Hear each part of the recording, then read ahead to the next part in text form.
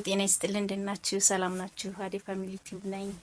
እንደናችሁ። ዛሬ ደግሞ ለሴት ወጣቶች በተለይ ተማሪ ሌብል ላይ ላሉ ትንሽ ቢሆንም ይጠቅማል ወይም ደግሞ ለወጣት ተማሪዎቻችን ሰፖርት ወይም ደግሞ ምክር ቤት ለመስጠት ያለው ነው። ሴት እህቶች እንደኔ ወጣት ለሆናችሁ ፕሊስ ፕሊስ ትምህርታችሁን ከመጨረሻችሁ በፊት ምንም ነገር ባትጀምሩ እንደኔ አሪፍ ነው እላለሁ። ምክንያቱም እኔ የመጣሁበት ታሪክ ወይም ደግሞ የጓደኞቼን የተማሪነት ላይፌን ሂስትሪ ባጫወታችሁ ብዙ እንትን አለውና ፕሊስ ሴት እህቶቼ ከትምህርት ከመጨረሻችሁ በፊት ምንም አይነት ነገር ፍቅር ሪሌሽን ሊሆን ይችላል፣ ሌላም ነገር ሊሆን ይችላል ባትጀምሩ አሪፍ ነው ነው የምለው። ምክንያቱም ትምህርታችን ከጨረስን በኋላ ሁሉም ነገር ይደርሳልና ለሴት እህቶቼ በተለይ ሴት እህቶቼ መጀመሪያ ማስቀደም ያለብን ትምህርታችንን ነው። ትምህርታችን ካስቀደምን በኋላ ነው ሌሎች ነገሮች ሊሳኩልን የሚችሉት። ለምሳሌ ትዳር ስታርት ልናደርግ ብንሞክር እኮ ትምህርታችን መጀመሪያ ፈርስት ኦፍ ኦል ትምህርትን ቅድሚያ ብንሰጥ ጥሩ ነው ለምለው። ምክንያቱም እኔ ያለፍኩበትም እንትን አለና በተለይ ሃይ ስኩል ተማሪዎች የ12ኛ ክፍል ተማሪዎች እያለን ብዙ ነገሮች ነው የሚደርሱብን ነው። እዛ ታይም ላይ በተለይ 12 9ኛ ክፍል ላይ ያለን ታይም ላይ ለትምህርታችን ቅድሚያ መስጠት ጥሩ ነው። አንድ ጓደኛ ነበረች እና እኔ ለሀገር ነው ተወልጄ ያደግኩት። ትንሽ የገጠር መንደር ናት የተወለድኩባት እና ያደግኩት። ያው የትምህርት እንትኔም ቤት ተከራይቼ ምናምን ነው ትምህርቴን ጨርሼ ወደ ዩኒቨርሲቲ ሄጄ እዛም ተመርቄ ወደ ስራ የገባሁትና በዛን ጊዜ በዛን ታይም ብዙ ነገሮችን አሳልፈናል እና ፎር ኤግዛምፕል እኔ የጓደኛ እኮ ታሪክ ባወራችሁ ጎበዝ ተማሪ ነበረች። ስሟን መጥቀስ አልፈልግም ጓደኛዬም ስለሆነች፣ ግን ለእናንተ ታሪኳ ለእናንተ ትምህርት ይሆናል ብዬ ነው የሷን ታሪክ ላወራ የመጣሁት እና ጎበዝ ተማሪ ናት። ጓደኛዬ ናት። ከ9 እስከ 12 ባለው ሌብል ጓደኛ ነበረች። በጣም ጎበዝ ናት። የድሃም ልጅ ናት እና ቆንጆም ናት፣ ጎበዝና ናት ነው። የሚገርማችሁ ነገር በጣም ወንዶችን በዛው ልክ ታሳድድ ነበረች። ከትምህርቷም ላይፍ ጎን ለጎን በጣም ከወንዶች ጋር ብዙ ሪሌሽን ነበራት እና 12 ላይ እንደዛ እያለች እያስቀጠለች 12 ድረስ መጣች። 12ኛ ክፍል ላይ ስንደርስ ፈተና ኤግዛም ከወሰድን በኋላ ነው እሷ ስንት አመጣች? 400 አካባቢ ነው ያመጣችው። የውኔም እንደሷ ጎበዝ ባልሆንም ቆንጆ ውጤት ነበረኝ።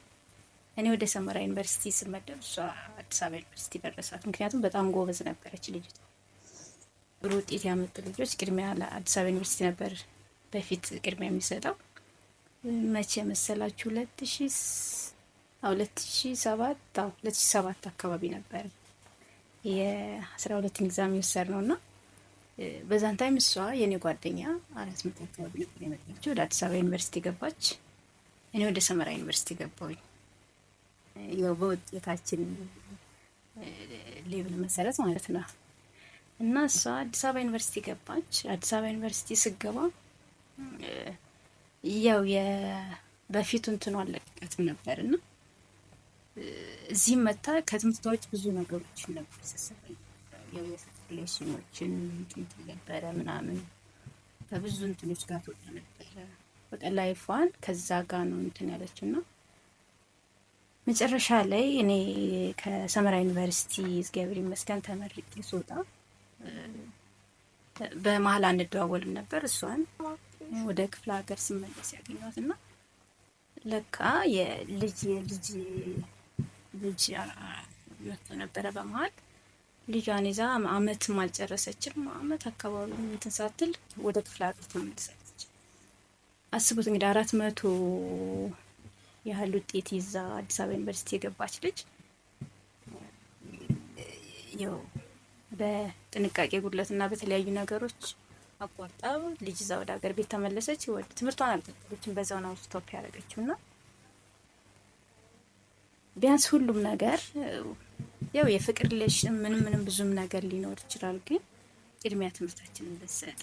ለምሳሌ እሷ ደሃ እናት አባት ነበሯት። ደሃ እናት አባትን ለመርዳት ነው በዛው ትምህርቷንም እንትን ስትል የነበረችው። ግን መጨረሻ ለትምህርቷም ሳትሆን ለምንም ሳትሆን ልጅ ይዛ ህይወቱ ልጅ የፈጣሪ ስጦታ ነው።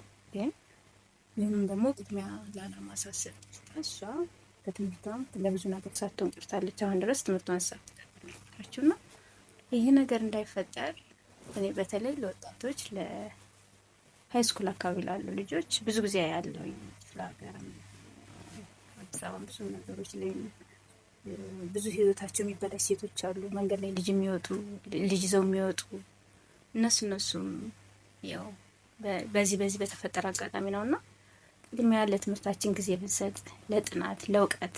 ሴት ልጅ እውቀትና ጥበብ ብዙ ነገር ሲኖራት በራሷ ኮንፊደንስ ሲሰማት ራሷን ችላ ስትወጣ የምትፈልገውን ነገር ስታገኝ ሁሉም ነገር ይመቻቻል።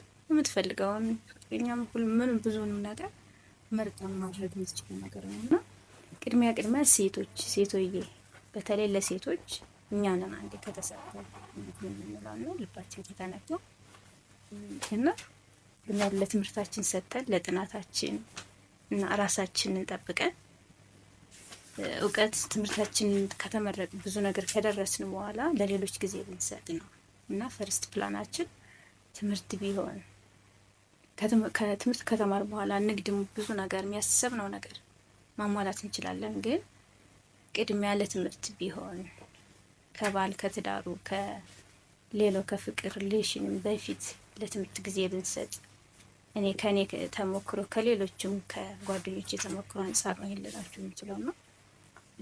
ሴቶች በተለይ ወጣቶች ትምህርት ሌብል ላይ ላላችሁ ቅድሚያ ለትምህርታችሁ ብትሰጡ ነው የምለውና